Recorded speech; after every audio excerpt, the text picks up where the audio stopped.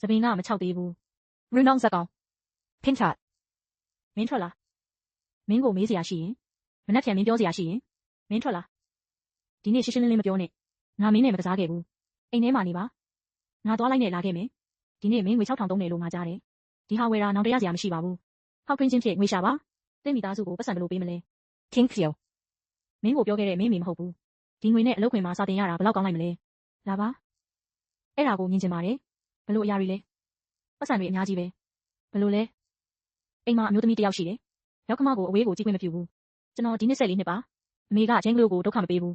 ငါကိုယ်တိုင်မလုပ်နိုင်ဘူးလားတင်ဒီညီတိငွေတော့မဟုတ်စူးစမ်းအားထုတ်မှုများမပါဝင်ခဲ့ပါဒါဆိုရင်စိတ်မပူပါနဲ့အဆင်ပြေသလားရပါတယ်ငါနားယူခြင်းနဲ့တခုခုဖြစ်သွားတယ်အကိုဘယ်နှစ်ရက်လောက်တွေ့မှလဲပြန်တင်ပေးရမယ့်အချိန်ရောက်ပြီကျိုးနှစ်ချောင်းလိုခြင်းနဲ့မင်းဖေနဲ့ငါကပတ်စံပြတ်တယ်တော့မဟုတ်မင်းရင်ခေါ်ပါငါမှအစိခံနိုင်စွမ်းမရှိလို့ကျိုးပဲနေတော့တစ်ပင်ဖြစ်သူ့ကိုမပိတ်ဆို့ပါနဲ့ကိုဘွားကိုရှင်တန်ရမှာပဲနတ်ပေမာကိုစိုးရိမ်နေတာဖြစ်နိုင်ပါမလားစာဖတ်ရင်အကြောင်းအရာလုံးဝမရှိပါပတ်စံတွေပို့ပြီးအလားဟာတာဖြစ်နေတယ်ဘာကြောင့်စိတ်နှောက်ယှက်ဖြစ်တာလဲငါမင်းကိုအခုမှမကြောက်ဘူးလားဒဏ်ရာရလီဖန်ဒီလမ်းပေါ်တွင်ဖမ်းဆီး၍ရိုက်နှက်ခံခဲ့ရသည်ဖြင်းနှင်းစွာလမ်းလျှောက်ပါအရိုက်ခံရလိမ့်မယ်ငါမင်းကိုဆေးလိုက်မယ်ဝစ်ပြီးအနားယူပါကျွန်တော်ထွက်သွားတယ်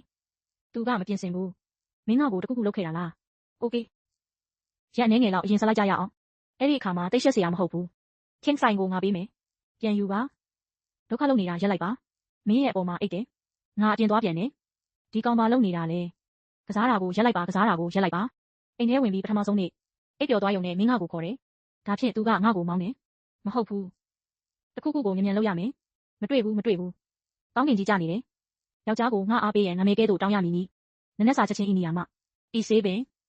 ခင်းဝင်ကြီးကျုပ်အတွက်အရန်ဖြစ်ဆောင်ရွက်ခဲ့သည်ခေါင်းရွှဲသည်ကောင်းမွန်သောအရွယ်စားရှိသည်မင်္ဂလာပါမင်းကငါ့ကိုဝဲတဲ့ကြုံများဆုံးပဲစာအုပ်အနီလေးပါ